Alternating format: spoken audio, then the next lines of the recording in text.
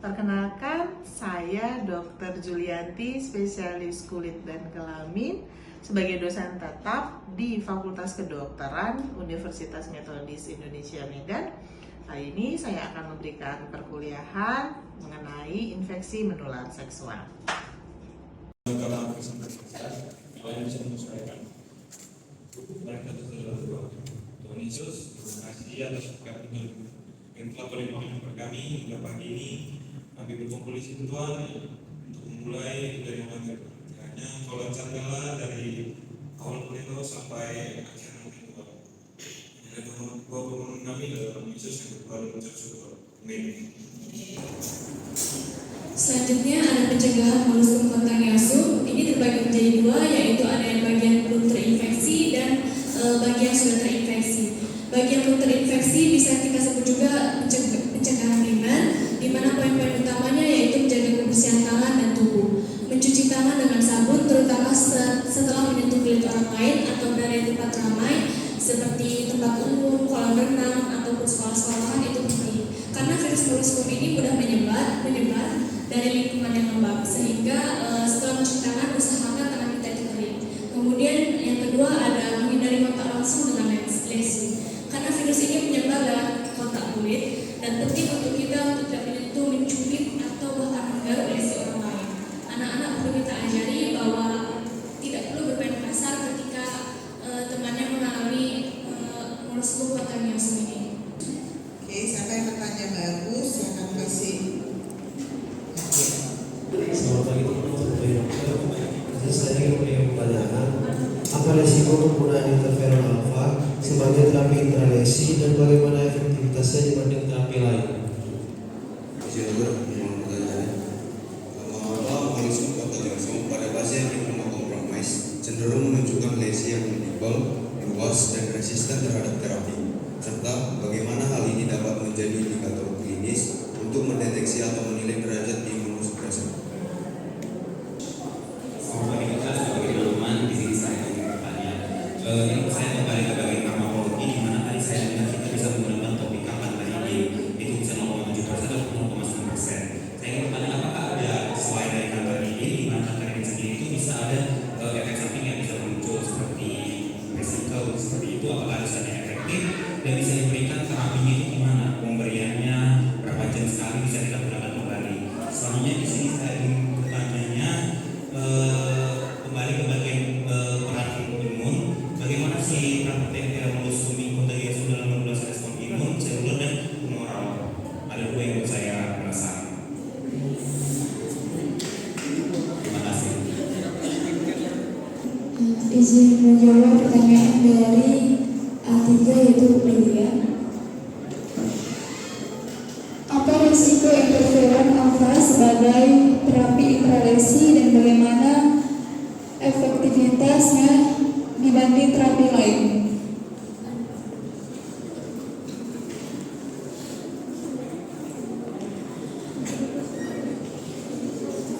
Baik, efek samping seriusnya itu neuropsikiatri, yaitu neuropsikiatri, hematologi, autoimun hingga organ vital. Ini sehingga harus diberikan selektif pada pasien tertentu. Efektivitasnya itu inferior dibanding terapi modern. Itu di AAA untuk hepatitis C atau nukleosida untuk hepatitis D. Baik, selanjutnya saya akan menjawab pertanyaan dari Alina yaitu Kizi. Bagaimana molusum kontagiosum menginfeksi dan memanipulasi sel kontinuasi untuk bereplikasi?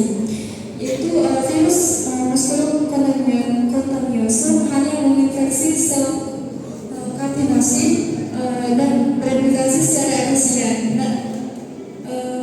Di sitoplasma ini berakibat pada munculnya lesi fluid berbentuk papula yang khas yang dapat sembuh sendiri, namun sangat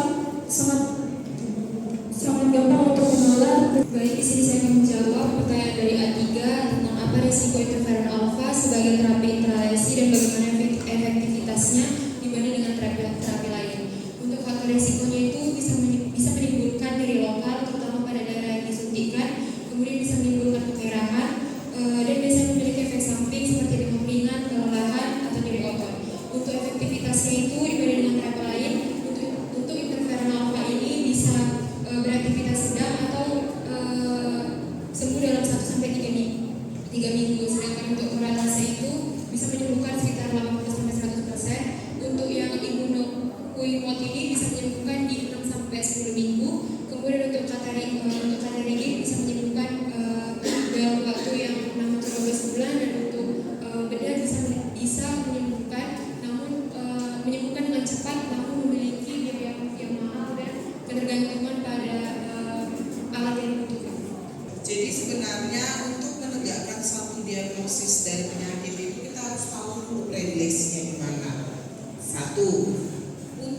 Spesialia Rubra terlalu jauh untuk lesi di genital. Ya, jadi tadi karena ruamnya di skenario, ruamnya kan di daerah wajah dan lengan, ya, tidak ada di daerah genital. Tapi untuk penularan di daerah genital bisa untuk moluskum. Jadi untuk membedakannya sebenarnya kalau DD di bagian kulit yaitu predileksinya dulu. Lebih dekat lagi kalau moluskum contagiosum di DD dengan herpes genital. Kenapa? Lesinya hampir mirip dengan papul-papul. Bagaimana kita membedakannya? Ya, membedakannya kalau dia adalah imunokompromis. Jadi sebenarnya diagnosis dari imunokompromis ini kita tetap juga lah harus analisis, dan imunokompromis ini adalah satu kondisi di mana sistem kekebalan tubuhnya turun. Nah, faktornya pasti ada, salah satunya seperti HIV, penderita HIV. Tapi untuk mendeteksi bahwa dia imunokompromis, sebenarnya pemeriksaan penunjang yang kamu harapkan apa sih dok? Untuk menentukan bahwa dia adalah imunokompromis, yang pastinya kita lihat adalah sel T-nya turun apa enggak imunitasnya. Jadi biasanya untuk penurunan dari sistem kekebalan tubuh atau imunokompromis ada faktor pencetusnya seperti terjadi pada penderita HIV karena CD4-nya sudah turun, sel T-nya sudah dimakan. Kemudian penderita yang mengalami atau sedang terapi kemoterapi, ya, itu juga pasien-pasien yang imunokompromis atau pasien-pasien yang sedang dalam hemodialisa, ya, itu juga mengalami sistem kekebalan tubuh atau imunokompromis. Jadi sebenarnya untuk mendeteksi langsung belum ada patokan untuk pemeriksaan si A harus untuk kita tahu nih, oh berarti dia imunokompromis. Tidak, tapi biasanya ada beberapa faktor predisposisi atau penyakit penyerta. Nah, untuk pastinya pasti sel T-nya pastinya sudah berkurang, ya, karena yang pertama kali kan kalau ada serangan dari luar, yang paling pertama kali kan pasti sel T dulu, ya. Oke, selanjutnya WhatsApp. Oke. Buruk tapi memerlukan terapi. Alasannya gimana sih? Apa? Buruk berarti bahasanya bukan buruk, ada dua tingkat. Bonam, malam, dia, malam, bonam. Kamu bilang tadi buruk, berarti ke arah dia atau ke arah malam? Nah, ini tuh. Dia, berarti ke arah pramuka. Karena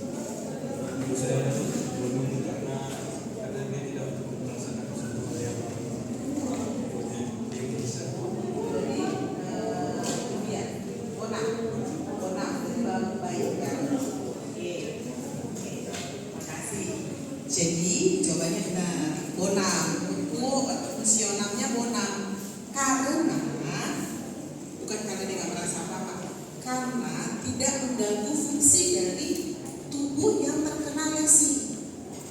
Nah, fungsinya, kenapa di mana lesinya tadi? Tangan, wajah, kaki. Kan fungsinya apa? Tangan sama kaki. Sama toh? Nggak terganggu kan? Walaupun dia bisa nempel di sini banyak itu, tidak mengganggu. Fungsionalnya bona. Terakhir, OS sanasional. Nah, ada 3 prognosis ya. Buat vital, buat fungsional, terakhir sanasional. Pasien-pasien yang paling kita khawatirkan adalah pasien yang imunokompromis. Itu yang paling kita khawatirkan. Contohnya penderita HIV datang bolak-balik nggak sembuh. Bolak-balik itu aja keluhannya, nggak sembuh ya dok. Ya gimana maksudnya? Sel tubuh, sel T-nya aja sudah diserang, CD4-nya betul. Jadi kalau imunokompeten biasanya aman kok saya kerjakan, tidak menimbulkan. Cuman hati-hati pada pekerjaannya. Kalau misalnya kalian sebaiknya sekarang kan ada terapi yang lebih bagus lagi, laser. Dengan menggunakan laser, bisa dengan laser surgery, dia lebih gampang. Lesinya dilakukan tanpa ada jejas, kurang dari pendarahannya kurang. Ya bisa dilakukan. Ya. Oke, pada kesimpulannya untuk case yang hari ini, yang pertama kamu harus tahu bahwa ini etiologinya adalah virus DNA, false virus. Kemudian lesi yang paling sering adalah di daerah yang terbuka ya. Kenapa? Karena dia harus kontak dengan penderita atau kontak dengan barang-barang atau yang punya hygiene-nya yang buruk. Ya. Jadi 3 faktor pencetusnya itu karena dia bisa auto inokulasi atau dia dengan hubungan seksual. Tadi yang makanya pertanyaannya kenapa bisa dihitung. Beda bentukannya ya. Beda bentukannya kalau yang berhubungan dengan molluscum contagiosum pada genital. Tapi bentukan artinya riwayat pastinya ada bergonta-ganti pasangan. Ya, artinya nggak mungkin dia setia kena molluscum. Ya, pastinya dari riwayat misalnya dia berhubungan seksual dengan pekerja seksual yang memang melayani yang lain kan itu dilarangnya dia juga ikut. Nah, hitungan bergonta-ganti enggak, tapi yang di tempat dia main, yang gonta-ganti toh. Jadi makna bergonta-ganti pasangan adalah siapa? Teman koitus kita. Ya, jadi prognosis untuk kasus ini, untuk patogenesisnya tadi sudah dijelaskan sama kelompok A2. Yang pertama adalah adanya invasi atau replikasi dari si virus tadi yang masuk melalui sel keratinosit dan membentuk di area sitoplasmanya terjadinya pembentukan badan molluscum. Kemudian pilihan terapinya ada 2, ada yang topikal, ada sistemik, dan prognosisnya hampir semua prognosis molluscum contagiosum ini ke arah bona, baik vitam, sanasional sama fungsionalnya ke arah bona. Jadi mungkin itu saja yang bisa saya sharingkan dan saya bagikan untuk hari ini. Kira-kira terakhir, ada yang mau bertanya? Terakhir sebelum kita tutup pleno ini, ada yang mau bertanya? Pengumuman siapa yang juara gitu. Karena saya kan udah berjanji ya tadi ya. Ada berapa tadi yang bertanya? Nggak banyak tapi bagus. Ini bisa dipakai untuk laki-laki dan perempuan ya. Dok, kok sampel ini ya? Sampel aja kalau yang barang itu bahaya aja. Oke, saya akan memberikan kepada 3 grup yang tadi. Kasian ya kalian ya. Kok tadi harusnya kami kosong aja dok gitu ya. Pertanyaan yang menurut saya bagus tadi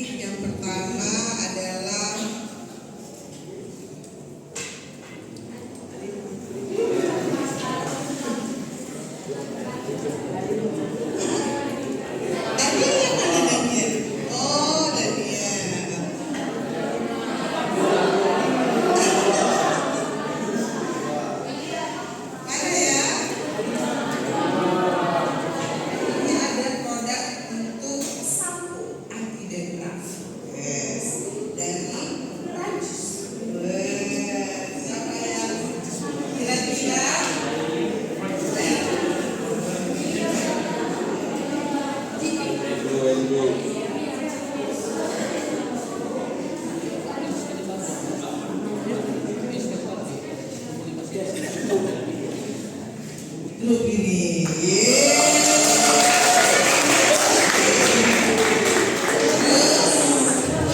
Selanjutnya yang ini adalah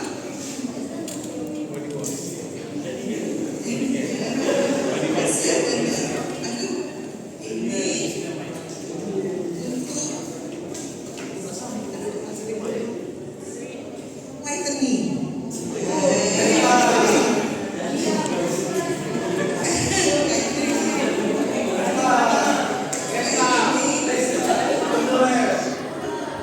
Sama dari Prancis.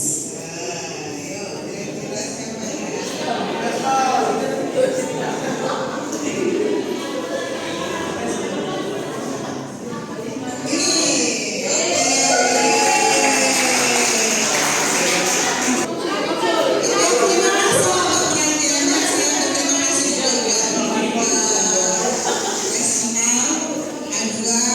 Kalian sudah sempurna menjelaskannya semua, selainnya juga bagus.